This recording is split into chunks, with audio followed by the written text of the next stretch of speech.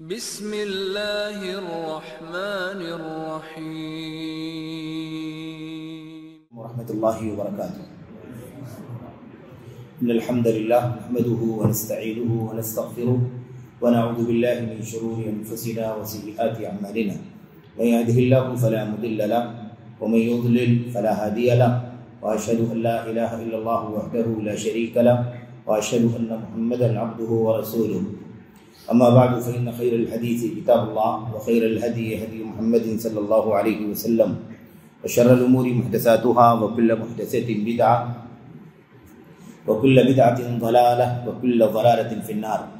اعوذ باللہ من الشیطان الرجیم، بسم اللہ الرحمن الرحیم۔ وَلَقَدْ بَعَثْنَا فِي كُلِّ أُمَّةٍ رَسُولًا أَنِ اعْبُدُوا اللَّهَ وَاجْتَنِبُوا الطَّاغُوتَ وقال عز من قائل وما أرسلنا من قبلك من رسول إلا نوحي إليه أنه لا إله إلا أنا فاعبدون وقال عز من قائل وما خلقت الجن والإنس إلا ليعبدون وقال النبي صلى الله عليه وسلم إن حق الله على العباد أن يعبدوه ولا يشركوا به شيئا إلى آخر الآيات والأحاديث۔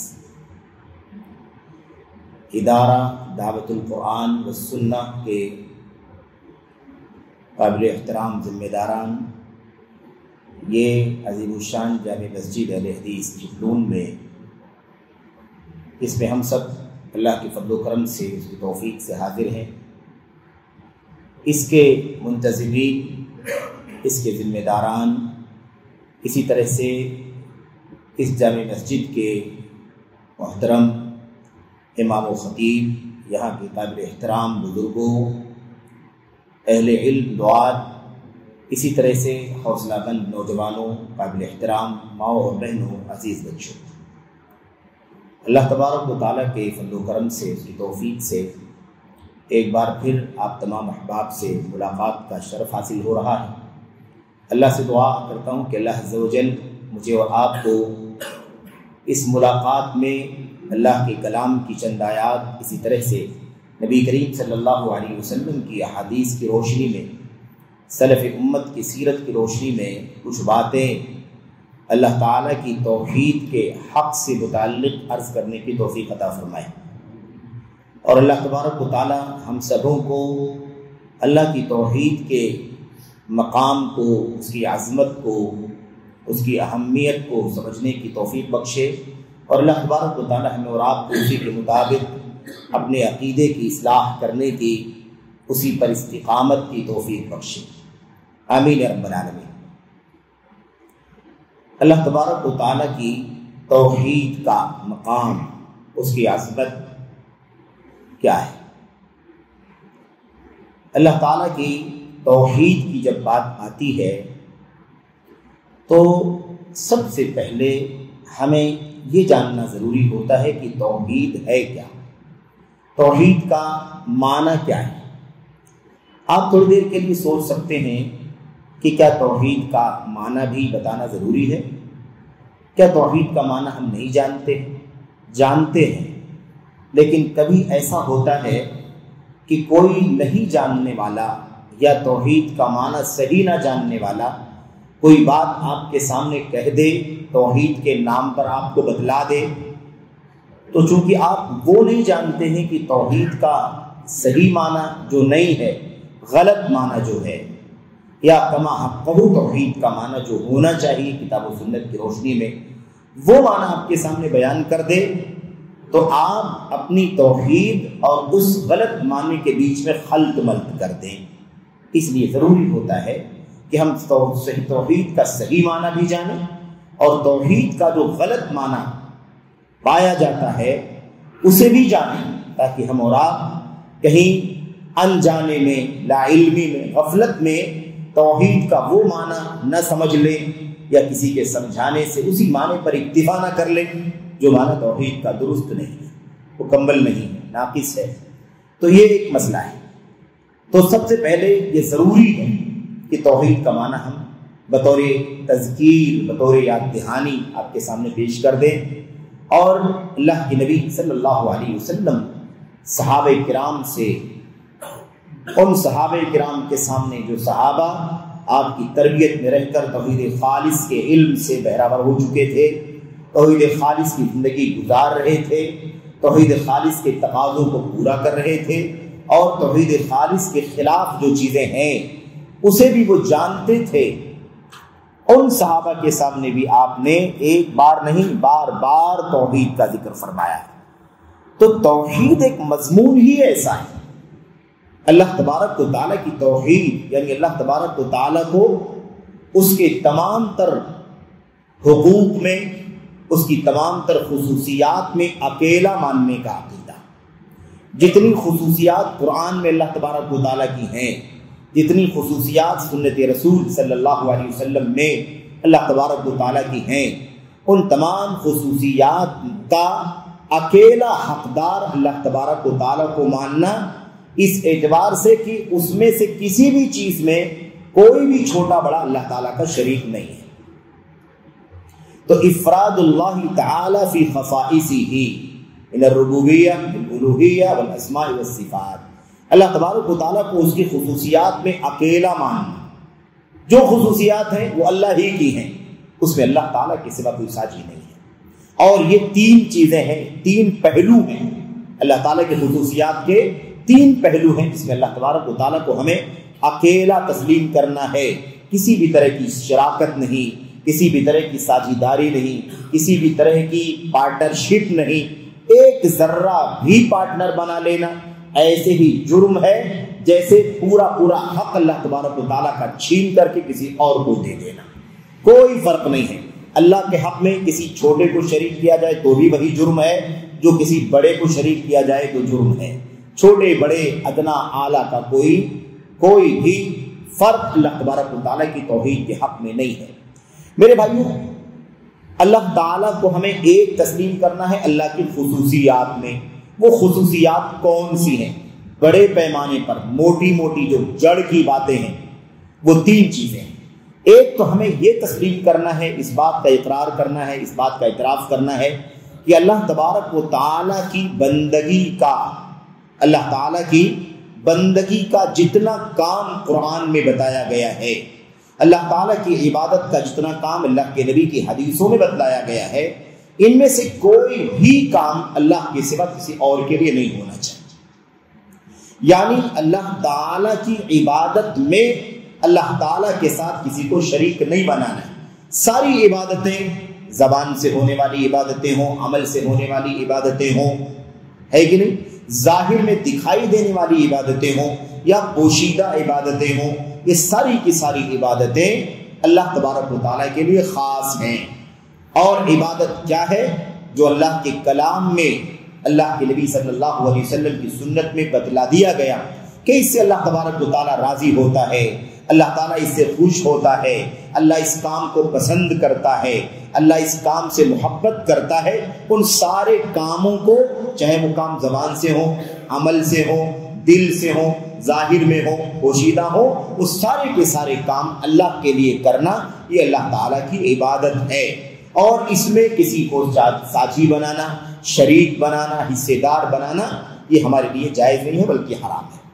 اب اس میں کوئی بھی ہو سکتا ہے۔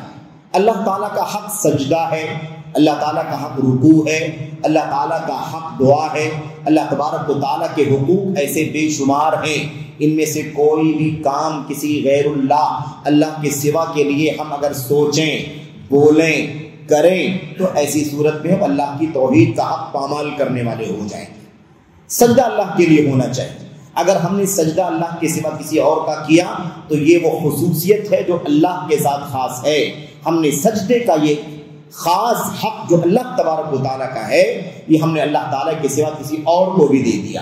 قرآن کریم میں اللہ تبارک و تعالیٰ فرماتا ہے لا تسجدوا للشمس ولا للقمر واسجدوا للہ الذی خلقہن ان کنتم ایاہ تعبدون۔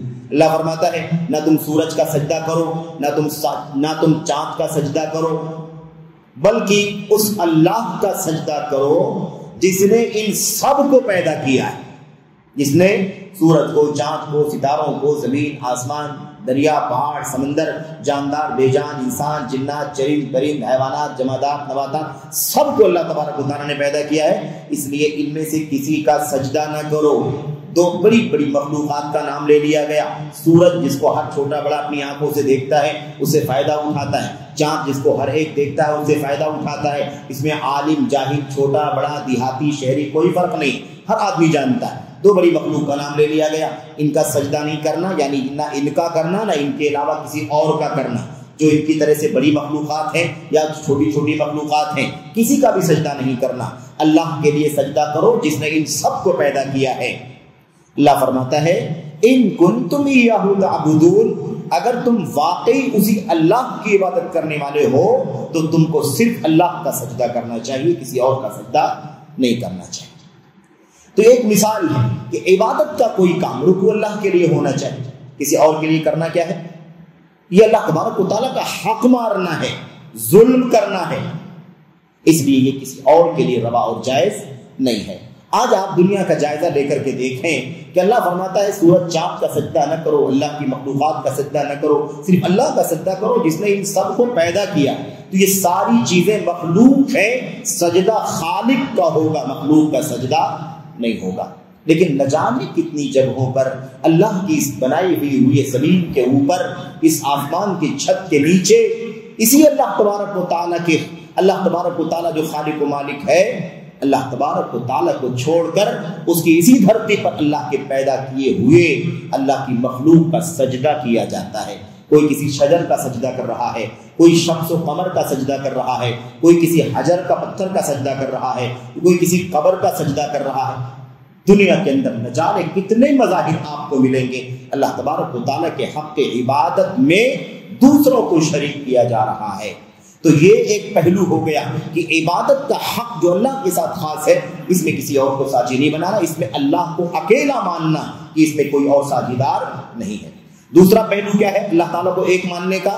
بندوں کو یہ ایمان رکھنا ہے, یہ عقیدہ رکھنا ہے کہ دنیا میں جتنے کام انجام پاتے ہیں وہ سارے کے سارے کام اللہ تبارک و تعالیٰ ہی کرتا ہے. افعال سارے کے سارے کس کے ہیں؟ اللہ تبارک و تعالیٰ کے ہیں. پیدا کرنا اللہ تبارک و تعالیٰ کا کام ہے, مارنا اللہ تبارک و تعالیٰ کا کام ہے, جلانا اللہ تبارک و تعالیٰ کا کام ہے, رات لانا اللہ کا کام ہے, دل لانا اللہ تبارک و تعالیٰ کا کام ہے, صحت دینا اللہ کا کام, بیماری دینا اللہ کا کام, بچے کی پیدائش کرنا اللہ کا کام, روزی دینا اللہ کا کام, فقیر بنانا اللہ تبارک و تعالیٰ کا کام, بارش برسانا اللہ تبارک و تعالیٰ کا کام, اور پیڑ پودے اگانا, دانے پانی اگانا, پھل میوے اگانا, سب کس کا کام؟ اللہ تبارک و تعالیٰ کا کام. ایک ذرہ بھی اللہ تبارک و تعالیٰ کی قدرت کے بغیر دنیا میں رونما نہیں ہو سکتا.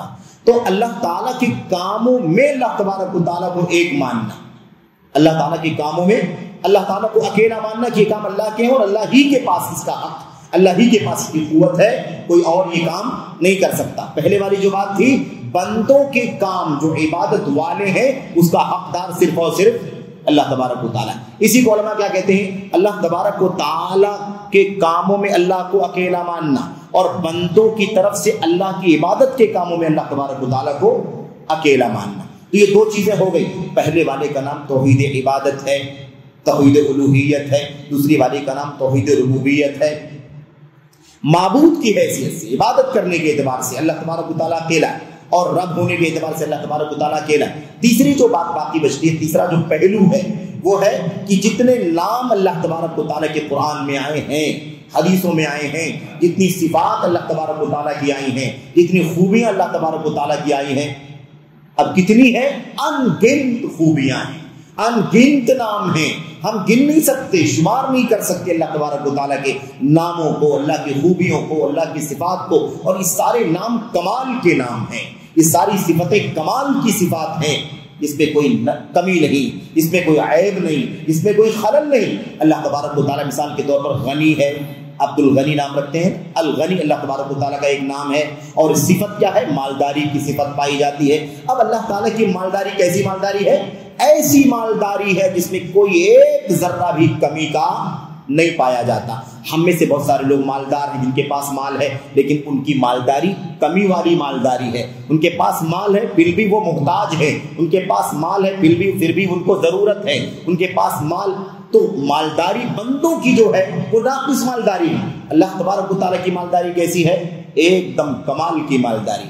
ایسا مالدار ہے کہ سب کو مال بانٹتا رہتا ہے اور قیامت تک بانٹتا رہے گا، لیکن اس کے خزانے میں سوئی کے نوک پر جتنا پانی لگتا ہے سمندر میں ڈال کر نکالنے سے، اتنا بھی اس کے خزانے میں کبھی کمی واقع نہیں ہوگی۔ تو اللہ تبارک و تعالیٰ کی جو نام ہے وہ کمال کے نام ہے، جو خوبیاں اللہ تبارک و تعالیٰ کی وہ کمال کی خوبیاں ہیں، اس میں کوئی کمی واقع نہیں ہو سکتی ہے۔ تو اللہ تعالیٰ کے جتنے نام ہیں ان کا حقدار اللہ تعالیٰ ہے، جتنی صفات ہے سب کا حقدار اللہ تبارک و تعالیٰ ہے۔ اللہ تعالیٰ غفور ہے، اللہ تعالیٰ غفار ہے، اللہ تعالیٰ قہار ہے، جبار ہے، السلام ہے، المومن ہے، القدوس ہے، مثال کے طور پر ایسے کتنے نام ہیں، تقریباً 112 13 14 ناموں کا تذکرہ قرآن کریم کی آیات میں، اللہ کے نبی کی حدیثوں میں تو آیا ہوا ہے۔ اللہ کے نبی نے اپنی حدیث میں فرمایا کہ اللہ تعالیٰ تیرے نام اتنے زیادہ ہیں کہ تو ہی جانتا ہے وہ نام تیرے کتنے ہیں۔ جتنے نام تو نے بتلا دیا وہ ہمیں معلوم پڑ گئے، جتنی صفات تو نے بتلا دی ہمیں معلوم پڑ گئے، ورنہ جتنی صفات ہے تیری اور کتنے نام ہے تیرے، اس کا حقیقت میں علم تیرے بھی پاس۔ تو ہمیں اس میں بھی اللہ تعالیٰ کو ایک ماننا ہے کہ اللہ تعالیٰ کے سوا کسی کا حق نہیں پہنچتا کہ اللہ کے ناموں میں سے کوئی نام اسے دے دیا جائے، اللہ کی صفتوں میں سے کوئی صفت اس کو دے دی جائے۔ اللہ تبارک و تعالیٰ ہی ناموں کا، ان صفتوں کا اکیلا حقدار ہے بغیر کسی ساجیداری اور شراکت۔ تو ان تین پہلوؤں سے اللہ تبارک و تعالیٰ کو ایک ماننے کا مسئلہ ہے۔ دنیا کا اگر ہم جائزہ لے کر کے دیکھیں، دنیا کی تاریخ کا مطالعہ کر کے دیکھیں تو ہمارے سامنے ایک بات کھل کر کے آ جائے گی۔ وہ کیا؟ وہ بات یہ آ جائے گی کہ دنیا میں ان تین پہلوؤں میں سے دو پہلو ایسے ہیں جس میں اکثر و بیشتر اختلاف نہیں رہا، ایک پہلو ایسا ہے جس میں اختلاف ہمیشہ رہا، پہلے دن سے اختلاف رہا ہے، جب سے اختلاف شروع ہوا ہے تب سے اللہ تبارک و تعالیٰ نے نبیوں کو بھیج کر کے امتوں کو سمجھایا ہے، اپنے بندوں کو اس کی نصیحت کی ہے، تعلیم دی ہے، تربیت دی ہے، ڈرایا ہے۔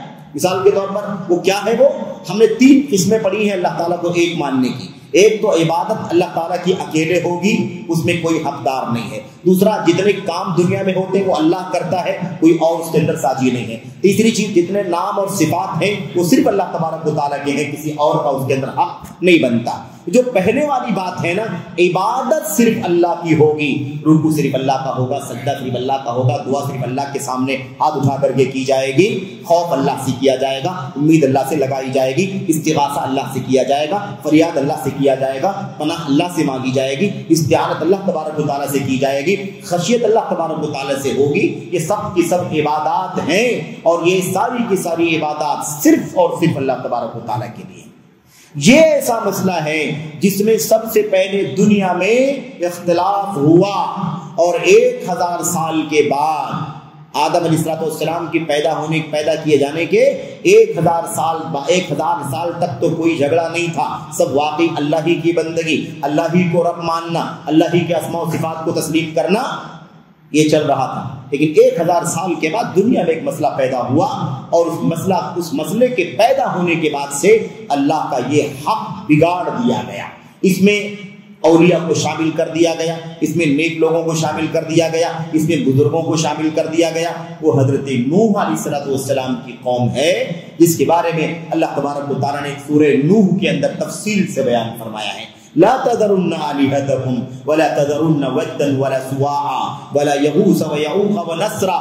اللہ نے فرمایا کہ یہ جو قوم نوح کے لوگ تھے، یعنی جس قوم میں نوح علیہ السلام بھیجے گئے، اس قوم کے لوگوں کا مسئلہ یہ تھا، یہ 5 بزرگ لوگ تھے، نیک لوگ تھے اس قوم کے اندر۔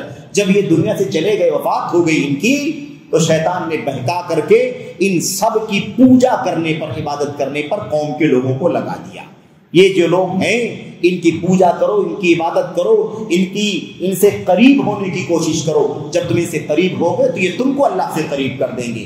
یہاں سے دنیا کے اندر اللہ کی عبادت کے حق کے اندر، اللہ کے حق کی عبادت کے اندر پہلی مرتبہ دنیا میں فساد پیدا ہوا، یہی سے بگاڑ شروع ہو گیا۔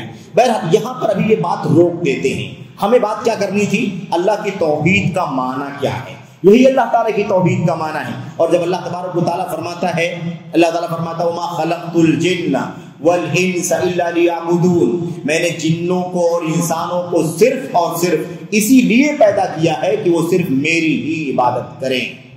یہ اللہ تبارک و تعالیٰ نے فرما دیا. تو ہمیں بتلا دیا اللہ تبارک و تعالیٰ نے کہ جنات و انسانوں کو پیدا کرنے کا مقصد صرف اور صرف اپنی بندگی کروانا ہے، کہ صرف میری عبادت کریں، میرے علاوہ کسی کی عبادت نہ کریں. اسی لیے حضرت نوح علیہ السلام سے سلسلہ شروع ہوا.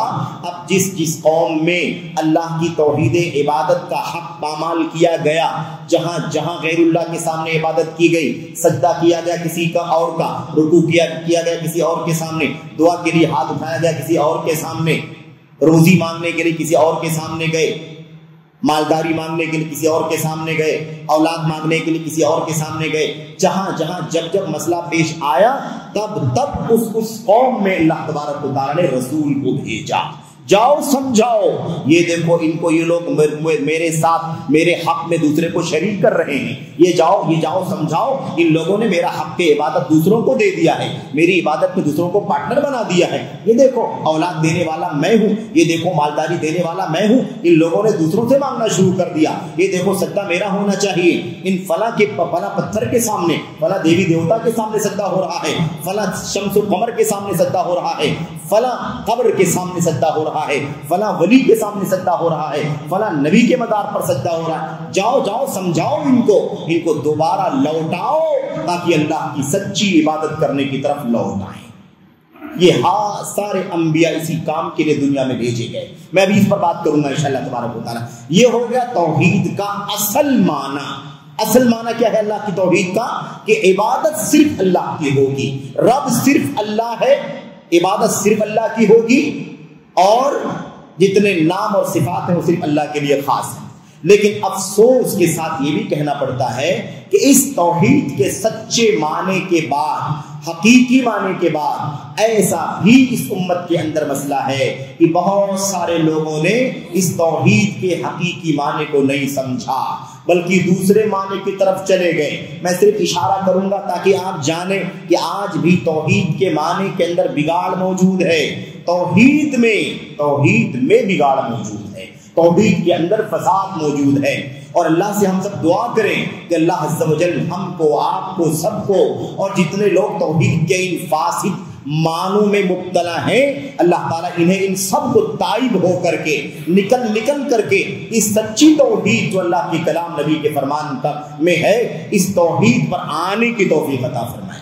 آمین رب العالمین. میں اشارہ خالی کرنا چاہتا ہوں کہ توحید کے اندر جو بگاڑ ہے وہ کس طرح کا ہے، کیوں بگاڑ ہے اور کیسا بگاڑ ہے. ایک بگاڑ تو یہ ہے کہ لوگوں نے، ابھی ہم جب کہتے ہیں اشہد ان لا الہ الا اللہ و اشہد ان محمد رسول اللہ، میں گواہی دیتا ہوں کہ اللہ کے سوا کوئی سچا عبادت کے قابل نہیں ہے، کوئی معبود برحق نہیں ہے، اور محمد صلی اللہ علیہ وسلم اللہ کے رسول ہیں. تو اللہ تعالیٰ کی وحدانیت کا ہم کیا اقرار کرتے ہیں؟ لا الہ الا اللہ کا کوئی بھی معبود برحق نہیں ہے، حقیقت میں عبادت کے قابل کوئی نہیں ہے سوائے اللہ تبارک و تعالیٰ کے. تو معنی کیا ہے کہ عبادت اللہ تعالیٰ کے لیے خاص ہے، اس میں کوئی اور ساجی نہیں ہے. اب لوگوں نے اس کی میننگ میں تبدیلی کر لی، میننگ غلط سمجھ لیا میننگ اس کے معنی کو. مثال کے طور پر اسی امت کے اندر ایک طبقہ ایسا ہے جو لا الہ الا اللہ کا معنی لا معبود بحق، یعنی کوئی معبود برحق نہیں ہے، یہ سمجھنے کے بجائے جو قرآن میں ہے، سنت میں ہے، صحابہ کی زندگی میں آج تک سارے ائمہ مجتہدین، علماء اور ایسے ہی محدثین، فقہائے امت سب اسی معنی پر چلتے رہے. اس معنی کے علاوہ ان لوگوں نے لا الہ الا اللہ کا معنی بنا لیا لا موجود الا اللہ، اللہ کے سوا کوئی موجود نہیں ہے، اللہ کے سوا کوئی موجود نہیں ہے. مجھے بتاؤ اتنے سارے لوگ موجود ہیں کہ نہیں موجود ہیں؟ اتنی ساری مخلوقات موجود ہیں، اتنے جاندار، اتنے بے جان، اتنی بڑی بڑی مخلوقات، پہاڑ، سمندر، دریا ہے کہ نہیں ہے؟ لیکن یہ کہتے ہیں کہ اللہ کے سوا کوئی موجود نہیں ہے. اس کا مطلب کیا لیتے ہیں؟ اس کا مطلب یہ ہے کہ اگر کوئی موجود ہے اس دنیا کے اندر تو صرف اللہ تبارک و تعالیٰ موجود ہے. اس کا مطلب ہم لوگ جتنے بھی ہیں یہ سب اللہ تعالیٰ کا مظہر ہیں، اللہ تعالیٰ کا مظہر ہے. یعنی گویا کہ ہمارے اندر جتنی بھی مخلوقات ہیں سب کے اندر اللہ تبارک و تعالیٰ سرایت کیا ہوا ہے، سب میں اللہ تبارک و تعالیٰ داخل ہے، سب میں اللہ تبارک و تعالیٰ گھسا ہوا ہے، حلول کیے ہوئے. موجود صرف اللہ ہے، ہم سب دکھائی دے رہے ہیں لیکن ہم سب کے اندر کیا ہے؟ ساری مخلوقات. اس لیے کہتے ہیں ذرے ذرے میں اللہ ہے. یہ عقیدہ کس کا ہے؟ یہ عقیدہ ایک طبقے کا ہے جن کو، میرے بھائیوں، یہ معنی جن لوگوں نے لے لیا اور اللہ تعالیٰ کا جو کی وحدانیت کا جو سب سے صحیح معنی کہ عبادت کا حقدار کوئی نہیں اللہ کے سوا، اسے ان لوگوں نے کیا کر دیا؟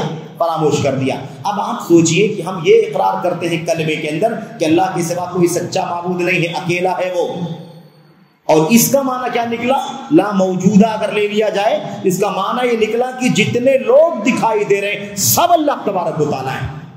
آپ کے اندر بھی الوہیت، آپ کے اندر بھی، آپ کے اندر بھی، آپ کے اندر بھی، ہر جاندار بے جان کے اندر کیا ہے؟ الوہیت پائی جاتی ہے، کیونکہ موجود اللہ کے سوا کوئی ہے ہی نہیں۔ جو بھی موجود ہے وہ اللہ ہے، جو بھی موجود ہے وہ اللہ ہے، اور جو اللہ کون ہے؟ جو موجود ہے۔ یہ عقیدہ بتا دی گیا۔ ابن عربی صوفی اور دیگر بہت سارے صوفیاں کا عقیدہ ہے، یہ عقیدہ باطل ہے، یہ عقیدہ حرام ہے، یہ عقیدہ غلط ہے۔ دنیا کا روئے زمین کا بدترین شرک یہ ہے، کیونکہ ایک ذرے کو بھی ایک شریک کر دے تو شرک ہے۔ یہاں تو ساری مخلوق کو اللہ کا شریک بنا دیا گیا، ساری مخلوقات کو اللہ کا شریک بنا دیا گیا۔ اس لیے شرک یہ توحید کے اندر خلل کا، فساد کا بدترین عقیدہ ہے۔ ایسے ہی توحید کے لا الہ الا اللہ کے معنی کے اندر ہمارے کچھ بھائیوں نے یہ بھی اس کا معنی لے لیا کہ لا الہ الا اللہ کا معنی ہے لا رب الا اللہ، اللہ کے سوا کوئی رب نہیں، یعنی اللہ کے سوا کوئی دیکھ ریکھ کرنے والا نہیں، اللہ کے سوا کوئی پالن ہار نہیں، اللہ کے سوا کوئی روزی دینے والا نہیں، اللہ کے سوا کوئی مالداری دینے والا نہیں، اللہ کے سوا کوئی بیماری شفا دینے والا نہیں، موت و زندگی دینے والا نہیں، بارش برسانے والا نہیں۔ یہ سب معنی لے لیا لا الہ الا اللہ کا۔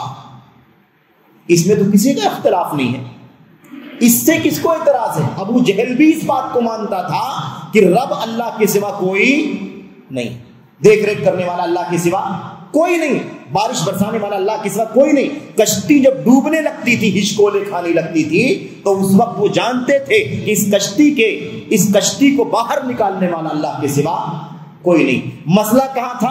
مسئلہ تھا سر ٹیکنے کا، عبادت کرنے کا، سجدہ کرنے کا، رکوع کرنے کا۔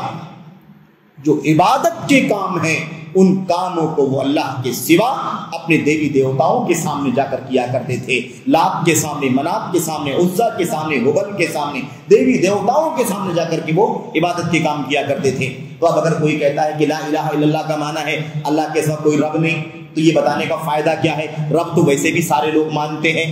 قرآن کریم میں بار بار اللہ تبارک و تعالیٰ نے فرمایا کہ تم کہتے ہو کہ آسمان کا پیدا کرنے والا اللہ ہے، زمین کا پیدا کرنے والا اللہ ہے، تو عبادت اس اللہ کی کیوں نہیں کرتے؟ یعنی جب رب ماننے کو تیار ہو تو بندگی اللہ کے سوا کسی اور کی کیوں کرتے ہو؟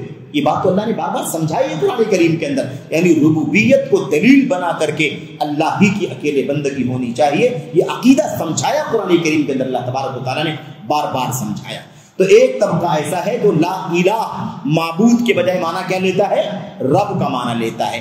اس سے وہ معنی حل نہیں ہوتا، وہ مقصد حاصل نہیں ہوتا جس کے لیے اللہ نے نبیوں کو بھیجا، جس کے لیے اللہ نے کتابوں کو اتارا۔ اللہ نے کتابوں کو کیوں اتارا؟ نبیوں کو کیوں بھیجا؟ بار بار اللہ نے فرمایا اس لیے بھیجا کہ جاؤ اور اپنی امت کو کہو، اے میری قوم کے لوگوں، صرف اللہ کی عبادت کرو، اللہ کے ساتھ کسی کو شریک نہ ٹھہراؤ۔ عبادت سمجھانے کے لیے اللہ نے انبیاء کو بھیجا، رسولوں کو بھیجا، ورنہ رب ماننے کے معاملے میں کسی کا اختلاف نہیں، اکا دکا کو چھوڑ کر کے، فرعون جیسے لوگوں کو اور ایک دو لوگوں کو چھوڑ کر کے، ورنہ آپ کو کوئی رب ہونے کا انکار کرنے والا نہیں ملے گا۔ تو اصل مسئلہ عبادت کا ہے۔ تیسرا طبقہ ان لوگوں کا ہے جو لوگ لا الہ الا اللہ کے معنی میں یہ گڑبڑی کرتے ہیں کہ معبود کا معنی سمجھنے کے بجائے اللہ ہی تنہا عبادت کا حقدار ہے، یہ معنی سمجھنے کے بجائے وہ کہتے ہیں لا حاکم الا اللہ۔ لا الہ الا اللہ کا معنی کیا لیتے ہیں؟ اللہ کے سوا کوئی حاکم نہیں، اللہ کے سوا کوئی حاکم نہیں، کوئی نظام چلانے والا نہیں، کوئی سسٹم چلانے والا نہیں، کوئی حکومت کرنے والا نہیں۔ ساری حکومت کس کی ہے؟ سارا نظام کس کا ہے؟ ساری بادشاہت کس کی ہے؟ کہتے ہیں صرف اللہ تبارک و تعالیٰ کی ہے۔ اس سے کہاں مسئلہ حل ہوگا؟ یہ تو رب میں آ گیا۔ جب ہم نے کہا کہ اللہ کے سوا کوئی رب نہیں ہے، اس کے اندر آ گیا کہ جو رب ہے وہی مالک ہے، جو رب ہے وہی حاکم ہے، جو رب ہے وہی نظام چلانے والا ہے، جو رب ہے وہی سسٹم نافذ کرنے والا ہے۔ یہ تو رب میں ہم نے اقرار کر لیا ہے۔ اس کا یہ معنی اگر لا الہ الا اللہ کا لیا جائے گا تو اصل مقصد اللہ کی عبادت، صرف اللہ کی عبادت ہونی چاہیے۔ یہ کلمہ توحید کا جو اصل معنی ہے یہ کیا ہوگا؟ یہ بگڑ جائے گا، ختم ہو جائے گا۔ یہی وجہ ہے کہ امت کے اندر کلمہ توحید کے معنی میں آج تک فساد پایا جاتا ہے۔ میں آپ کے سامنے یہ بات عرض کرنا چاہتا ہوں کہ آج دنیا کے اندر عبادت والا جو مسئلہ ہے، اللہ کو عبادت میں اکیلا ماننا، اللہ کو عبادت کا اکیلا حقدار سمجھنا، تسلیم کرنا، یہ مسئلہ سب سے زیادہ پیچیدہ ہے۔ ہم کو، آپ کو ہندوستان ملک، سرزمین ہندوستان، وطن عزیز کی دھرتی پر اور بر صغیر اور دنیا کے اندر آپ دیکھیں گے نہ جانے کتنے قبر و مزاروں کے لوگ میرے بھائیوں پرستش کر رہے ہیں، وہاں میلے ٹھیلے ہو رہے ہیں، وہاں پر عرس لگ رہے ہیں۔ اللہ اکبر! آپ غور کریں کہ کیا اللہ تبارک و تعالیٰ کا حق کے عبادت پامال نہیں کیا جا رہا ہے؟ کیا اللہ تبارک و تعالیٰ کے حق میں کسی اللہ کے بندے کو شریک نہیں کیا جا رہا ہے؟ چاہے وہ کتنا بھی بڑا کیوں نہ ہو، کتنا بھی بڑا کیوں نہ ہو، اللہ تبارک و تعالیٰ کی عبادت کے حق میں ہم سب سے بڑی مخلوق، سب سے اونچے مقام کی مخلوق یعنی محمد الرسول اللہ صلی اللہ علیہ وسلم کو بھی شریک نہیں کر سکتے۔ آپ کو بھی شریک نہیں کر سکتے تو مجھے بتاؤ کہ کسی اور کو ہم کیسے شریک کر سکتے ہیں؟ حق اللہ تبارک و تعالیٰ کا ہے، یہ ظلم ہوگا، زیادتی ہوگی۔ اسی بات کو اللہ تبارک و تعالیٰ نے سورہ لقمان میں ارشاد فرمایا، یا بنی لا تشرک باللہ ان الشرک لظلم عظیم۔ اے میرے بیٹے، لقمان نے علیہ السلام نے اپنے بیٹے سے کہا تھا، اے میرے بیٹے اللہ تبارک و تعالیٰ کے ساتھ شرک مت کرو، اللہ تعالیٰ کے ساتھ شرک مت کرنا، یعنی اس کی عبادت میں، اس کی الوہیت میں، اس کی ربوبیت میں کسی کو ساجیدار نہ بنانا، شریک مت کرنا۔ اس لیے کہ شرک کرنا، اللہ کے حق میں کسی کو شریک ٹھہرا دینا، یہ سب سے بڑا ظلم ہے، ظلم عظیم ہے، بہت بڑا ظلم ہے۔ ظلم کیوں ہے؟ کیونکہ حق جس کا ہے اس کو دینے کے بجائے حق کس کو دیا جا رہا ہے؟ دوسرے کو دیا جا رہا ہے۔ جس کا حق پورا پورا ہے اس کے حق میں کسی اور کو شریک بنایا جا رہا ہے۔ اس لیے ظلم ہے کہ نہیں ظلم ہے؟ ہم لوگ خود اپنے حق کے بارے میں سمجھتے ہیں، ہمارا حق اگر لے لے کوئی تو کہتے ہیں ظلم کر رہا ہے، ہمارے حق میں سے کوئی تھوڑا بھی لے لے تو کہتے ہیں ہمارے اوپر ظلم ہو رہا ہے، میرا اتنا ہے اور مجھے اتنا کم کر کے دیا جا رہا ہے، اس میں فلاں کو شامل کیا جا رہا ہے۔ تو یہ سب سے بدترین ظلم ہے، وہ کہ اللہ کا حق چھین کر کے کسی اور کو دیا جا رہا ہے، اللہ کے حق میں کسی کو پارٹنر بنایا جا رہا ہے۔ یہ بڑا پیچیدہ مسئلہ ہے، بڑا پیچیدہ مسئلہ ہے۔ تو ہمیں سمجھنا کیا ہے؟ سمجھنا یہی وہ توحید ہے، ایک اللہ کی عبادت ہونی چاہیے۔ اس دھرتی پر آسمان تلے صرف ایک اللہ کی عبادت ہوگی، عبادت کے جتنے کام ہیں صرف اللہ کے لیے ہونا چاہیے۔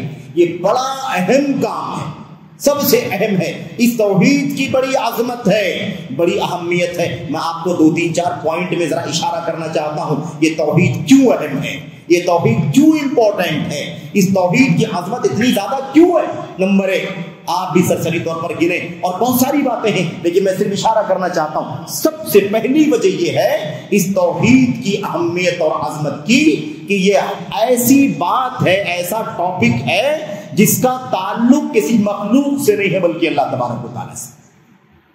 ہمارے سے تعلق نہیں، آپ سے تعلق نہیں، آپ کا حق نہیں، آپ کا حق نہیں، کسی بندے کا حق نہیں ہے۔ یہ حق کس کا ہے؟ توحید اللہ تبارک و تعالیٰ کا حق ہے۔ تو اللہ سب سے بڑا تو اس کا حق بھی سب سے زیادہ اہم، اس کا حق بھی سب سے زیادہ عظیم۔ اس لیے سب سے پہلی بات تو یہ ہے کہ ہم یہ جانیں یہ حق کس کا ہے؟ اللہ تبارک و تعالیٰ کا ہے۔ اللہ کے نبی صلی اللہ علیہ وسلم کے پیچھے سواری کے اوپر حضرت معاذ بن جبل رضی اللہ تعالیٰ عنہ موجود تھے۔ اللہ کے نبی نے سواری پر حضرت معاذ سے کہا رضی اللہ تعالیٰ عنہ سے، اے معاذ یہ بتاؤ کیا تم جانتے ہو کہ اللہ کا حق بندوں پر کیا ہے اور بندوں کا حق اللہ پر کیا ہے؟ حضرت معاذ نے کہا اللہ اور اس کے رسول ہی بہتر جانتے ہیں، مجھے نہیں معلوم۔ اللہ کے نبی نے فرمایا اللہ کا حق بندے پر یہ ہے کہ بندے صرف اللہ کی عبادت کریں، اللہ کے ساتھ کسی کو ساجیدار، کسی کو شریک نہ ٹھہرے۔ یہ اللہ کا حق، کس کا حق ہے؟ یہ اللہ کا حق ہے۔ ہم کہتے ہیں نا میرا حق ہے آپ کے اوپر، یعنی میرا آپ پر نکلتا ہے، آپ کو مجھے دینا ہوگا۔ تو اللہ کا ہم بندوں پر نکلتا ہے، کیا نکلتا ہے؟ کہ ہم اس اللہ کی اکیلے عبادت کریں، کسی کو اس میں ساجیدار نہ بنائیں۔ آئی بات سمجھ میں؟ تو ایک اللہ کا حق۔ دوسری بات، اللہ تعالیٰ کی توحید بڑی ہی اہم ہے۔ کیوں؟ اس لیے کہ اسی توحید کے لیے اللہ نے زمین بنائی، اسی توحید کے لیے اللہ نے آسمان بنائے، اسی توحید کے لیے اللہ تبارک و تعالیٰ نے ساری مخلوقات، زمین اور آسمان کے بیچ کی ساری مخلوقات کو اللہ نے اسی لیے پیدا کیا۔ جب تک یہ اللہ کی توحید زبان سے، عمل سے چل رہی ہے، ایک دو لوگ بھی اللہ کی توحید پر چلنے والے ہیں، تب تک یہ دنیا قائم ہے۔ اور جیسے ہی جیسے ہی وہ وقت آئے گا کہ اس روئے زمین پر ایک بھی اللہ کی توحید کا ماننے والا نہیں باقی بچے گا، اسی دن اللہ تبارک و تعالیٰ اس دنیا کا انت کر دے گا۔ کیوں؟ اس لیے کہ اللہ تعالیٰ نے زمین آسمان اور یہ ساری مخلوقات بنائی اللہ نے اپنی توحید کے لیے۔ اللہ تعالیٰ نے کس لیے پیدا کی ہے؟ اس لیے پیدا کی ہے، اور جب مقصد نہیں حاصل ہوگا، کوئی اللہ کی توحید والا باقی نہیں بچے گا، تو اللہ زمین کو آسمان کو کیا کر دے گا؟ سب کو تباہ کر دے گا اور قیامت آ جائے گی۔ تو ایک بات، زمین آسمان کی پیدائش، مخلوقات کی پیدائش اللہ نے اسی لیے کی۔ انسانوں کی پیدائش، ہماری اور آپ کی پیدائش، جنات کی، انسان کی پیدائش کس لیے ہوئی ہے؟ اللہ تبارک و تعالیٰ نے کس لیے فرمائی ہے؟ اپنی عبادت کے لیے۔ وما خلقت الجن والانس الا لیعبدون۔ تیسری بات اللہ کی توحید بہت زیادہ اہم ہے۔ کیوں؟ اس لیے کہ اللہ کی توحید کو دنیا میں عام کرنے کے لیے، بتانے کے لیے، سمجھانے کے لیے اللہ تبارک و تعالیٰ نے لاکھوں رسولوں کو بھیجا، نہ جانے کتنی کتابوں کو اللہ تبارک و تعالیٰ نے اتارا، نہ جانے کتنے صحیفے اللہ تبارک و تعالیٰ نے اتارے۔ یہ سارے انبیاء کیوں آئے؟ یہ سارے رسول کیوں آئے؟ یہ ساری کتابیں کیوں اتری؟ کھانا پینا، اٹھنا بیٹھنا، سونا جاگنا، کاروبار، یہ سکھانے کے لیے انبیاء آئے تھے۔ یہ تو ہر ایک کے یہاں الگ الگ تھا، ہر زمانے میں الگ الگ تھا۔ موسیٰ نے الگ کھانے پینے کا طریقہ، شادی بیاہ کا طریقہ، عیسیٰ نے الگ، تیسرے سارے انبیاء نے الگ الگ بتلائے۔ ایک ایسی چیز تھی جو سارے نبیوں نے بتلائی، کوئی فرق نہیں۔ وہی بات نوح نے، وہی بات ابراہیم نے، وہی بات موسیٰ اور عیسیٰ نے، وہی بات محمد رسول اللہ صلی اللہ علیہ وسلم نے، وہی بات حضرت ہود نے، حضرت صالح نے، حضرت شعیب نے، حضرت عیسیٰ نے، حضرت یوسف نے، سارے انبیاء علیہ السلام نے وہی دعوت دی۔ اور وہ کیا ہے؟ اے لوگوں، اللہ کی عبادت کرو، اللہ کے سوا کسی کی عبادت مت کرو۔ آپ قرآن کریم کی سورتوں کا مطالعہ کرتے، پڑھتے ہیں، تلاوت کرتے ہیں، آپ پڑھیں، اللہ تبارک و تعالیٰ فرماتا ہے وَإِلَىٰ مَدْيَنَ أَخَاهُمْ شُعَيْبًا وَإِلَىٰ قوموں کا نام لے لے کر کے ہم نے قوم ہود میں، قوم سمود میں، قوم شعیب میں اور اہل مدین کے اندر رسول کو بھیجا، کیا کہہ کر کے، کیا حکم دے کر کے، کیا مشن دے کر کے بھیجا؟ یا قوم اعبدوا اللہ ما لکم من الہ غیرہ، اے میری قوم کے لوگوں، اللہ تبارک و تعالیٰ کی عبادت کرو، اللہ کے سوا تمہارا کوئی عبادت کے لائق نہیں ہے، اللہ کے سوا تمہارا کوئی معبود نہیں۔ سارے نبیوں کی زبان سے حضرت یوسف علیہ السلام جیل میں تھے، جیل میں، اور جیل میں اندر ملاقات ہو گئی ایک قیدی سے، موقع ملا، تھوڑا سا موقع ملا، اس کو بھی توحید سمجھانے لگے۔ ارباب متفرقون خیر ام اللہ الواحد القہار۔ یہ بتاؤ میرے بھائی کہ کیا اتنے سارے رب فلاں فلاں فلاں فلاں فلاں فلاں فلاں یہ بکھرے ہوئے رب، کیا یہ بہتر ہیں یا وہ اللہ واحد قہار بہتر ہے؟ اس کو بھی دعوت دینا شروع کر دیا۔ تو سارے نبیوں کی دعوت کیا تھی؟ یہی تھی۔ اس کے بعد توحید کی اہمیت کیوں ہے، اتنا زیادہ امپورٹنٹ کیوں ہے؟ اس لیے توحید اتنا زیادہ امپورٹنٹ ہے، اہم ہے، کیونکہ اگر یہ توحید سلامت نہیں رہے گی، اگر یہ توحید سلامت نہیں رہے گی، اس کے اندر شرک ہے، اس کے اندر ملاوٹ ہے، اس کے اندر کمی ہے، اس کے اندر خلل ہے، اس کے اندر ولی کو شامل، نبی کو شامل، بزرگ کو شامل، قبر کو شامل، حجر کو شامل، شجر کو شامل، قمر کو شامل، اگر کسی کو ہم نے تھوڑا بھی اللہ کا حق دے دیا تو زندگی بھر کا روزہ، زندگی بھر کی نماز، زندگی بھر کے فرائض، زندگی بھر کے نوافل، زندگی بھر کا صدقہ، زندگی بھر کی تسبیحات، زندگی بھر کی تہجد کو اللہ تبارک و تعالیٰ مٹی کے دھول کی طرح اڑا دے گا، کوئی ثواب اسے نہیں ملے گا۔ زندگی بھر پہاڑ کے برابر نیکیاں کرتا رہا، لیکن اللہ کے سامنے پیش ہوا تو اللہ کی توحید کے اندر گڑبڑی ہے۔ سجدہ اللہ کے لیے ہونا چاہیے، کہیں اور بھی ہوا ہے، رکوع اللہ کے لیے کہیں اور بھی ہوا ہے، دعا کے لیے ہاتھ اللہ کے سامنے اٹھنا چاہیے، کسی اور کے سامنے اٹھایا گیا ہے۔ اللہ کہے گا تو نے میرا حق پامال کیا، یہ نیکیاں کام کی نہیں ہے، پہاڑ کی طرح نماز روزے کر کے آیا ہے، لیکن تو نے جڑ خراب کی ہے، جڑ بگاڑ کر کے آیا ہے، اور بگڑی ہوئی جڑ کے ساتھ ان تیری نیکیوں کا کوئی شمار نہیں ہے. فَلَا نُقِيمُ لَهُمْ يَوْمَ الْقِيَامَةِ وَزْنًا, ہمارے یہاں قیامت کے دن ان کا کوئی وزن نہیں ہوگا. وَقَدِمْنَا إِلَى مَا عَمِلُوا مِنْ عَمَلٍ فَجَعَلْنَاهُ هَبَاءً مَنْثُورًا. اللہ فرماتا ہے جتنے بھی اعمال کر کے آئیں گے ہم قیامت کے دن ان اعمال کی طرف آئیں گے. کیا ہے تم نے کیا ہوا ہے؟ اتنے سارے روزے, نماز, حج و زکات, صدقات و خیرات, قربانی, ساری نیکیاں کر رکھی ہے. فَجَعَلْنَاهُ هَبَاءً مَنْثُورًا, ہم اسے دھول, گرد و غبار کی طرح سے اڑا دیں گے. اس کی کوئی قیمت اللہ تعالیٰ کے یہاں نہیں ہوگی.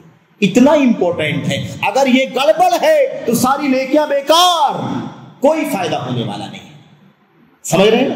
دوسری بات, یہ اتنا زیادہ امپورٹنٹ ہے توحید کا عقیدہ, اتنا زیادہ امپورٹنٹ ہے کہ اگر انسان کا توحید, انسان کا عقیدہ توحید سلامت ہے, انسان کا عقیدہ توحید سلامت ہے, کوئی شرک نہیں کیا, کوئی ملاوٹ نہیں کی, اللہ کی عبادت میں رکوع, سجدہ, قیام, قوما, اور ہم نے سارے نام لیا آپ کے سامنے, استغاثہ, استعانہ, استعاذہ, اور ساری عبادات کی قسمیں, خوف ہے, خشیت ہے, وغیرہ وغیرہ, ساری عبادات, کوئی بھی عبادت اللہ تبارک و تعالیٰ کے سوا کسی اور کے لیے نہیں کی گئی.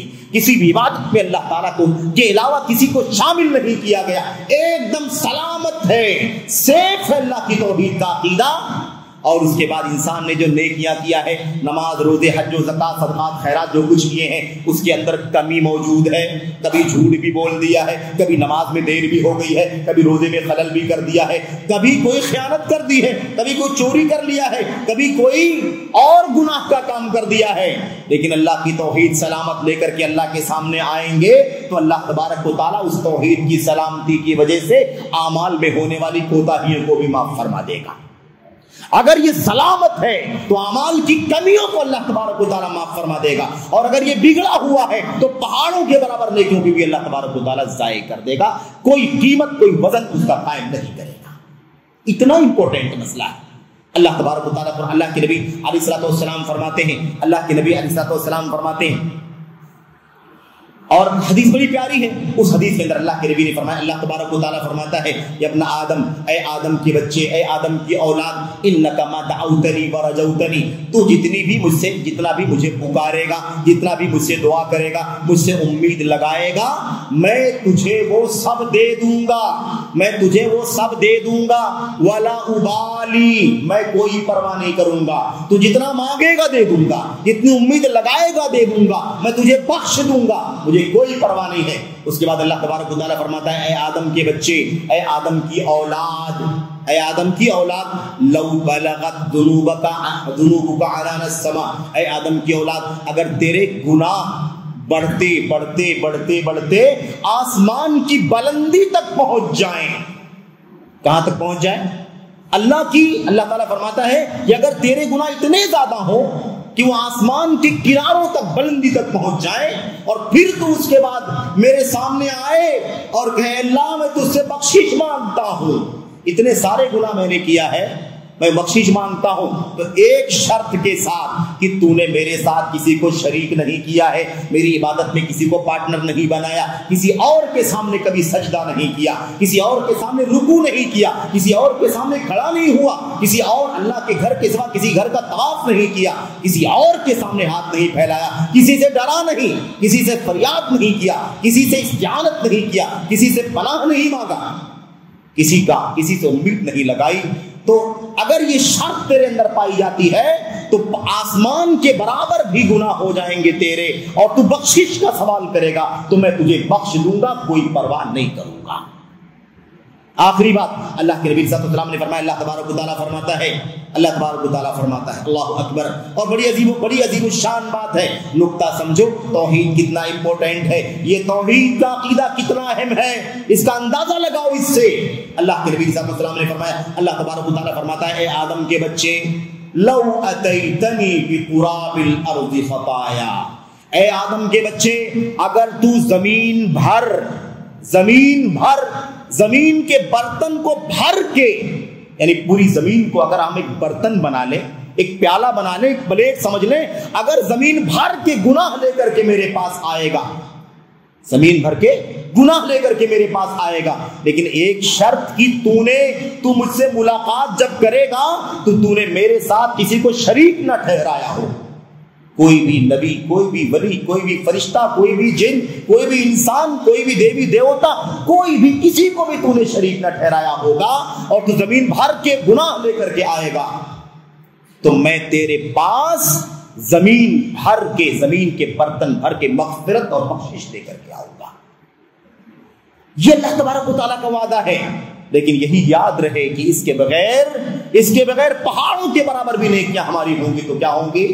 سب کے سب ضائع ہو جائیں گی۔ اور ایک بات یاد رکھو، ساری زندگی ہم دیگر سارے اعمال کی اصلاح کرتے رہتے ہیں، سارے اعمال کی اصلاح کرتے ہیں، ہماری عبادت اچھی ہو جائے، ہماری نماز اچھی ہو جائے، ہمارا روزہ اچھا ہو جائے، کاروبار میں حرام نہ کریں، جھوٹ نہ بولیں، غیبت نہ کریں، چغلی نہ کریں، خیانت نہ کریں، بندوں کا حق نہ ماریں، بیوی بچوں کا حق نہ ماریں، کاروبار کے اندر کسی بھی طرح کی شکایت نہ ہونے پائے۔ غرض اللہ کے حق میں، اللہ کے بندوں کے حق میں اتنے سارے گناہ کے کام ہیں نا، ہم کوشش کرتے رہتے ہیں کہ لوگوں کو سمجھاؤ یہ گناہ کرتے ہیں، لوگ باز آ جائیں، لوگ یہ گناہ کرتے ہیں باز آ جائیں، لوگ یہ نیک کام ہے نہیں کرتے ہیں کریں، اور یہ گناہ کے کام ہے نہیں کرنا چاہیے لیکن لوگ کرتے ہیں نہ کریں۔ ہم ساری انرجی لگاتے رہتے ہیں، ہماری کوشش چلتی رہتی ہے لیکن اس کے باوجود بھی لوگوں کی اصلاح نہیں ہوتی ہے، لوگوں کی اصلاح نہیں ہوتی ہے۔ کیوں نہیں ہوتی ہے؟ اس لیے نہیں ہوتی ہے کہ اصل تو جڑ ہے، جب تک جڑ صحیح نہیں ہے اس کی اصلاح کیسے ہوگی؟ اللہ کی توحید اگر سلامت ہو جائے، ایمان اگر صحیح ہو جائے، عقیدہ توحید کا درست ہو جائے تو انشاءاللہ تبارک و تعالیٰ سارے گناہ از خود دھیرے دھیرے انسان چھوڑنے لگے گا، کیونکہ اس کا عقیدہ اللہ کی توحید پر، اس کا عقیدہ اللہ کی ربوبیت پر، اس کا عقیدہ اللہ تبارک و تعالیٰ کی الوہیت پر، اس کا عقیدہ اللہ کے اسماء و صفات پر ہوگا تو از خود ساری پابندیاں کرنا شروع کر دے گا، از خود سارے گناہوں کو چھوڑنا شروع کر دے گا۔ اس کی مثال سمجھ کر کے دیکھو، اس کی مثال عرب کے اندر زمانے جاہلیت کے بعد، زمانے جاہلیت کے ماحول میں اللہ تبارک و تعالیٰ نے نبی کو بھیجا، توحید کا پیغام سب سے پہلے اللہ کے نبی نے سنایا۔ آپ سوچئے جاہلیت میں جو گناہ کے کام تھے وہ کتنے تھے، ان گنت تھے، عقیدے میں، عبادت میں، معاملات میں، اخلاق میں، کردار میں، اور ہر پہلو پر گناہوں کی بھرمار تھی۔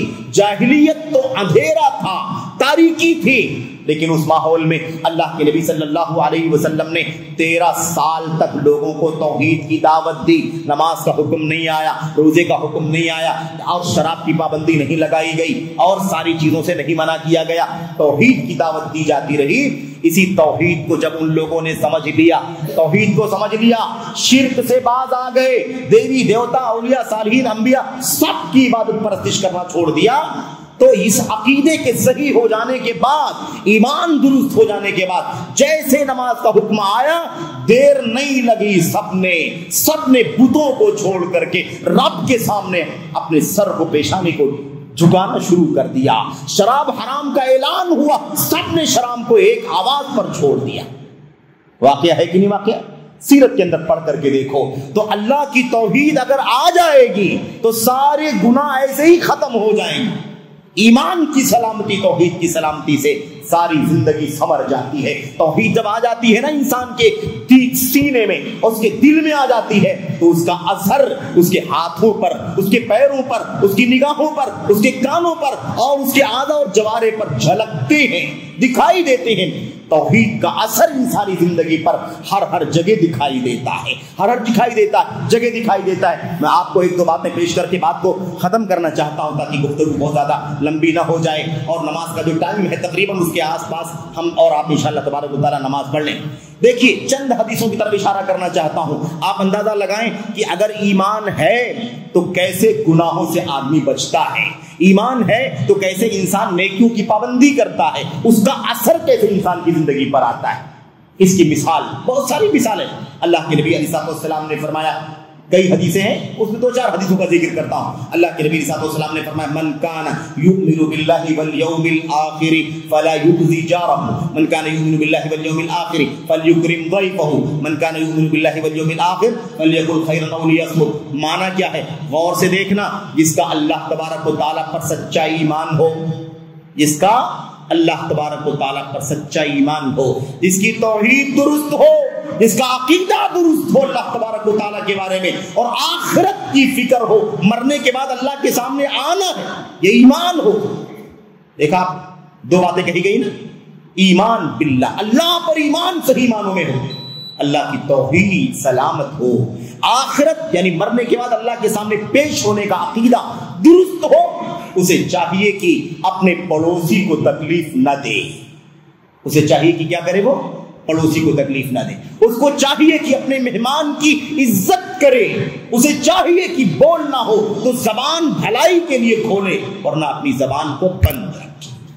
دیکھا آپ نے توحید کا اثر، توحید ہے تو پھر پڑوسی پر ظلم نہیں کرے گا آدمی، توحید آنے دو مہمان کی عزت کرے گا، توحید آنے دو انسان اپنی زبان کو کھولنے سے پہلے سوچے گا اللہ کے سامنے جواب دینا ہے، اللہ کے فرشتے نوٹ کر رہے ہیں، اللہ دیکھ رہا ہے، اللہ سن رہا ہے، اللہ تبارک و تعالیٰ کے سامنے جواب دینا، اللہ کے سامنے جواب دینا۔ اور اگر آدمی یہ سوچ کر کے بیٹھ جائے، یہ سوچ کر کے یہ عقیدہ اگر کسی آدمی کا ہو، جیسا کہ پھیلایا جاتا ہے، کتابوں کے اندر لکھا جاتا ہے، بیان کیا جاتا ہے، میرے بھائیوں معذرت کے ساتھ بیان کیا جاتا ہے کہ لوگ اولیاء اور صالحین سے محبت رکھتے ہیں، عقیدت رکھتے ہیں، محبت رکھنا، عقیدت رکھنا اولیاء اور صالحین سے ایمان ہے، یہ ایمان کا حصہ ہے اولیاء صالحین سے محبت رکھنا۔ لیکن محبت کے اندر اتنا آگے بڑھ جاتے ہیں کہ یہ سمجھتے ہیں کہ فلاں ولی کا مقام اتنا اونچا ہے کہ اگر میں گناہوں میں ڈوب جاؤں گا تو چونکہ میرا رشتہ، میرا تعلق فلاں ولی سے ہے، میری بیعت فلاں ولی سے ہے، وہ ولی کل قیامت کے دن مجھے جنت دلا دے گا، جہنم سے نجات دلا دے گا۔ فرشتہ اگر میری روح کو جہنم کے لیے اٹھا قبض کر کے لے کر کے جائے گا تو اللہ کا ولی ان روحوں کی تھیلی کو چھین کر کے، اسے چھین کر کے جسموں میں لوٹا دے گا اور اسے جہنم میں ڈالے جانے کے بجائے اسے جنت میں داخل کر دے گا۔ اگر یہ گندا عقیدہ ہمارے پاس موجود ہوگا تو ہم یہ سوچیں گے نا کہ گناہ کرتے رہو اللہ کا ولی بچا لے گا، گناہ کرتے رہو اللہ کا ولی سفارش کر دے گا، گناہ کرتے رہو اللہ تبارک و تعالیٰ کا ولی وہ ہمیں جہنم سے نجات دلا کر کے جنت میں داخل کروا دے گا۔ لیکن ایمان صحیح ہو، عقیدہ درست ہو، توحید سلامت ہو تو انسان جانے گا کہ دنیا کی کوئی طاقت ہمیں نجات نہیں دلا سکتی جہنم سے، دنیا کی کوئی طاقت ہمیں جنت میں داخل نہیں کر سکتی۔ اگر ہماری توحید سلامت ہوگی تب ہماری زندگی پر اس کا اثر دکھائی دے گا۔ ایسے اللہ کے نبی صلی اللہ علیہ وسلم نے فرمایا من کان یؤمن باللہ والیوم الآخر فلا یقعد علی مائدۃ یدار علیہ الخمر، اللہ کے نبی نے فرمایا جس بندے کا اللہ پر ایمان ہو، جس کی توحید سلامت ہو، جس کا عقیدہ درست ہو، جس کی توحید درست ہو، کوئی خلل نہ ہو، شرک کی ملاوٹ نہ ہو اور آخرت پر اس کا ایمان ہو، اسے چاہیے کہ ایسے دسترخوان پر نہ بیٹھے جس دسترخوان پر شراب کا دور چلایا جا رہا، شراب نہ پیے، شراب تو پینے کی بات دور کی بات ہے، ایسے دسترخوان پر بھی نہ بیٹھے جس دسترخوان پر شراب کا جام چلایا جا رہا ہو، شراب کا دور چلایا جا رہا ہو۔ اللہ کے نبی نے یہ بات کیوں بیان کی؟ آپ یہ کہہ سکتے تھے مسلمانوں تمہارے لیے شراب کے دور جہاں چلتے ہو ان دسترخوانوں پر بیٹھنا جائز نہیں ہے، لیکن اللہ کے نبی نے کیا فرمایا؟ توحید کا حوالہ دے دیا، مسلمانوں صحیح ایمان ہے تمہارے اندر، مسلمانوں صحیح عقیدہ ہے تمہارا، توحید سلامت ہے، تو پھر تم کبھی بھی ایسے دسترخوان پر نہ بیٹھنا جس دسترخوان پر شراب کا جام پیش کیا جاتا۔ تو توحید کا اثر انسانی زندگی پر آتا ہے، یہی معاملہ ہر جگہ ہے۔ جتنی مثالیں آپ لینا چاہیں میرے ذہن میں اور میرے ترتیب میں تقریباً 20-25 حدیثیں تھیں سرسری طور پر، لیکن وہ باتیں زیادہ ہو جائیں گی، وقت لمبا ہو جائے گا، اشارہ کافی ہے کہ ایسی نہ جانے کتنی مثالیں آپ کو مل جائیں گی کہ اللہ کے نبی صلی اللہ علیہ وسلم نے سمجھایا امت کو کہ اے لوگوں اگر تمہارا ایمان درست ہے، تمہاری توحید سلامت ہے اور آخرت پر ایمان، آخرت پر تمہارا ایمان ہے کہ اللہ کے سامنے تمہیں پیش ہونا ہے، جواب دینا ہے، حساب و کتاب ہونا ہے، جنت و جہنم کے فیصلے ہونے ہیں، اس پر تمہارا ایمان ہے تو تمہیں چاہیے کہ گناہ کا کام نہ کرو، اس گناہ کے کام کو نہ کرو، اس گناہ کے کام کو نہ کرو، ایسا نہ کرو، ایسا نہ کرو، ایسا نہ کرو، ہے کہ نہیں؟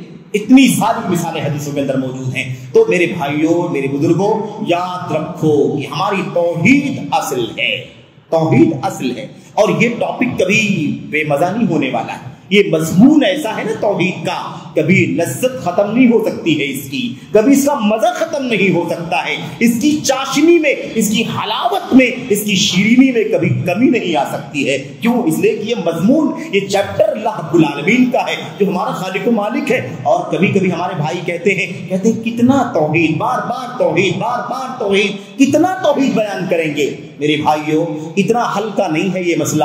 اگر اتنا ہلکا ہوتا تو 950 سال تک حضرت نوح علیہ السلام اپنی قوم کو توحید کی دعوت نہ دیتے۔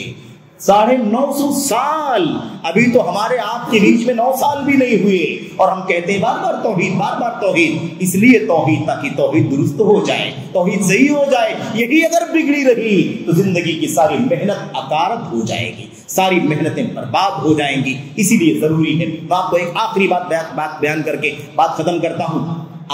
ہم نے سنا ہوگا، اللہ کے نبی کی سیرت میں پڑھا ہوگا کہ ایک شخص مکہ کے اندر عبداللہ بن جدعان تھا۔ عبداللہ بن جدعان یا جدعان نام کا آدمی تھا، اور کافی معروف شخص تھا، کافی لوگوں پر خرچ کرنے والا، لوگوں کی دیکھ ریکھ کرنے والا، لوگوں کا سپورٹ کرنے والا آدمی۔ حاجیوں کے لیے کئی مہینے پہلے سے تمبو لگانے کا انتظام کرنا تاکہ دھوپ میں نہ رہیں، حاجیوں کے لیے میٹھا پانی کا انتظام کرنے کے لیے کنویں کھود کر کھجور ڈلوا دینا تاکہ وہ پانی میٹھا ہو جائے، اور اس کے بعد لوگوں کو لگا کر کے لوگوں کو پانی پلوایا کرتا تھا حاجیوں کو۔ بڑا نیک اور اتنا ذہین اور بڑا آدمی تھا کہ کوئی مشورہ کرنا ہوتا، کوئی رائے لینی ہوتی تو اس کو بلا کر کے اس کے گھر پر مشورہ ہوتا، اس کے ساتھ اس کے گھر پر مشورہ ہوتا، کیونکہ ایسی حیثیت کا تھا وہ۔ یہ اسلام کی آمد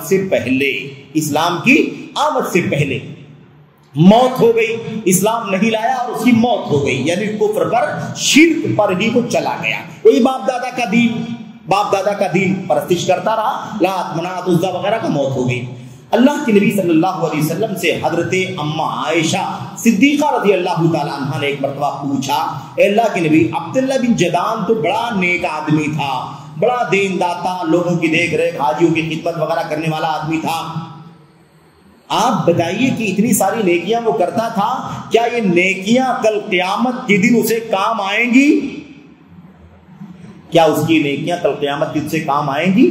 اللہ کے نبی صلی اللہ علیہ وسلم نے فرمایا لا تنفعه، یہ نیکیاں اسے کوئی فائدہ نہیں پہنچائیں گی، کوئی نفع نہیں پہنچائیں گی۔ کیوں بھائی؟ اتنی ساری نیکی کرتا رہا، 20 سال، 30 سال، 40 سال، 50 سال، برسوں تک نیکیاں کرتا رہا، یہ سب کہاں جائیں گی؟ ویسٹ کر دی جائیں گی؟ اللہ کے نبی نے فرمایا ہاں، ویسٹ کر دی جائیں گی، اسے کوئی فائدہ نہیں ملے گا۔ کیوں؟ لیکن کیوں؟ مجھے اتنی ساری محنت کیسے ضائع ہو سکتی ہے؟ اللہ کے نبی نے فرمایا انہ لم یقل یوم من الدہر رب اغفر لی خطیئتی یوم یبعثون، اس لیے اس کی نیکیاں ضائع کر دی جائیں گی کہ اس کی توحید سلامت نہیں تھی، اس کا عقیدہ توحید کا نہیں تھا، اس کے یہاں شرک پایا جاتا تھا، وہ اللہ کے سامنے، اللہ تبارک و تعالیٰ کے سامنے یہ تو مانتا تھا یہ آسمان کا بنانے والا، زمین کا پیدا کرنے والا، بارش ڈالنے والا، بیماری دینے والا، شفا دینے والا سب اللہ ہے، لیکن جب عبادت کا ٹائم آتا تھا تو سر اپنی دیوی دیوتاؤں کے سامنے جا کر کے جھکا دیا کرتا تھا، اس لیے اس کی زندگی بھر کی نیکیوں کا اسے کوئی فائدہ نہیں ملے گا۔ تو یہ بہت بنیادی چیز ہے میرے بھائیوں، اور بہت ساری باتیں ہیں، توحید کا موضوع ہے، نہ اس کی لذت کبھی ختم ہوتی ہے، نہ اس کے دلائل کبھی ختم ہو سکتے ہیں، نہ یہ مضمون کبھی کمپلیٹ ہو سکتا ہے، سلسلہ چلتا رہے گا۔ ہمارے اور آپ کے نبی محمد الرسول اللہ صلی اللہ علیہ وسلم 13 سال تک مکہ میں صرف توحید توحید توحید، شرک سے بچو، شرک سے بچو، شرک سے بچو۔ کیوں؟ اس لیے کہ اعمال کی دعوت دے کر کے، اعمال کا حکم دے کر کے فائدہ ہی نہیں ہے۔ ابھی تو عقیدہ درست نہیں ہے تو اعمال کریں گے بھی تو اس کا کوئی صلہ، کوئی بدلہ انہیں نہیں ملے گا۔ اگر نبی کریم صلی اللہ علیہ وسلم 13 سال تک مکے میں اور مدینے میں بھی اللہ کے نبی توحید کی دعوت دیتے رہے، صحابہ نہیں اکتائے، کسی نے نہیں کہا بار بار توحید کی دعوت، بار بار توحید کی دعوت، کتنا توحید کی دعوت دیں گے اللہ کے نبی، ہم کو توحید معلوم ہو چکی ہے، کسی نے نہیں کہا۔ لیکن آج ہم اکتاتے ہیں توحید سے، توحید سے اکتاتے نہیں۔ ہمارے بہت سارے بھائی یہ بھی کہتے ہیں نہیں یہ ٹاپک مت چھیڑو، اس ٹاپک کو چھیڑنے سے انتشار پیدا ہوتا ہے، اختلاف ہو جاتا ہے، اس لیے یہ مت چھیڑا کرو۔ فضائل بیان کرو، اخلاق بیان کرو، اچھی سیرت بیان کرو اور اچھی عادتوں کا تذکرہ کرو، عقیدہ مت بیان کرو۔ اس کو بیان کرنے سے اختلاف ہوتا ہے۔ میرے بھائیوں، میرے بزرگوں، کیا چاہتے ہو اختلاف کہہ کر کے ہم لوگ اپنے بھائیوں کو جہنم میں ڈلوا دیں؟ کیا چاہتے ہو کہ ان کو جنت کا راستہ نہ ملے؟ کیا چاہتے ہو کہ ان کی زندگی بھر کی نیکیاں ضائع ہو جائیں؟ کیا چاہتے ہو کہ ان کی ساری محنت، مشقت، قربانیاں اکارت ہو جائیں؟ نہ، یہ برداشت نہیں کر سکتے، نہیں برداشت کر سکتے۔ کیوں؟ اس لیے کہ نبی کا یہی طریقہ تھا اور امت کے علماء کی ذمہ داری ہے، نبی کے وارثین کا یہ مشن ہے کہ اسی مشن کو آگے بڑھائیں۔ یاد کرو اس حدیث کو، اور آخری بات ہے، بالکل آخری بات، اس مشن کو یاد کرو۔ اللہ کے نبی علیہ السلام نے فرمایا تھا انا آخذ بحجوزکم وانتم تتقحمون النار، اے میری امت کے لوگوں، تمہارا معاملہ ایسے ہی ہے کہ میں تمہاری کمر پکڑ کر کے تمہیں جہنم سے کھینچ رہا ہوں، نہ کودو، لیکن تم زبردستی جہنم کی کھائی میں، جہنم کے گڑھے میں کودتے جا رہے ہو، تم کودنے کی کوشش کر رہے ہو، میں تمہاری کمر پکڑ کر کے کھینچ رہا ہوں۔ اے میری امت کے لوگوں، جہنم میں کیوں کود رہے ہو؟ آگ میں کیوں جلنا چاہتے ہو؟ میں تمہیں توحید کا سبق دینے کے لیے آیا ہوں تاکہ تم اپنے آپ کو جہنم سے نجات دلوا لو، اللہ تبارک و تعالیٰ کی جنت اور اس کی بے شمار نعمتوں سے، اس کی مغفرت اور رضوان سے ہم کنار ہو جائیں۔ میرے بھائیوں، اللہ سے دعا کرتے ہیں کہ اللہ تبارک و تعالیٰ ہمیں اور آپ کو توحید کا مقام، اس کا معنی، اس کی عظمت، اہمیت اور اس کے خلاف شرک، ان تمام حقیقتوں کو سمجھنے کی توفیق عطا فرمائے، اور یہ جان لے کہ سارے اعمال کی اصلاح کا دار و مدار عقیدے کی اصلاح ہے، سارے اعمال کی درستگی کا دار و مدار اور ڈیپینڈنٹ کس پر ہے؟ عقیدے کی سلامتی، توحید کی درستی۔ یہ صحیح ہوا کہ پھر دھیرے دھیرے سب صحیح ہو جائے گا۔ یہاں جب روشنی آئے گی، یہاں سے تاریکی ختم ہوگی، تو انشاءاللہ تبارک و تعالیٰ پھر ہمارا راستہ اندھیروں کا باقی نہیں بچے گا، ہم اجالوں کے راہی بن جائیں گے انشاءاللہ تبارک و تعالیٰ۔ اللہ سے دعا کرتے ہیں کہ اللہ تبارک و تعالیٰ ہمیں توحید خالص سمجھنے کی توفیق عطا فرمائے۔ اللہ تبارک و تعالیٰ شرک سے، اس کی قسموں سے، اس کے اجزاء سے، اس کی ذرات سے، اس کی شکلوں سے اللہ تبارک و تعالیٰ ہمیں بچنے کی توفیق عطا فرمائے۔ اللہ عز و جل امت کو توحید خالص کا اور توحید الوہیت اور عبودیت کا صحیح معنی سمجھنے کی توفیق عطا فرمائے۔ آمین رب العالمین، وصلی اللہ وسلم وبارک علی نبینا محمد وعلی آلہ وصحبہ اجمعین۔ السلام علیکم ورحمۃ اللہ وبرکاتہ۔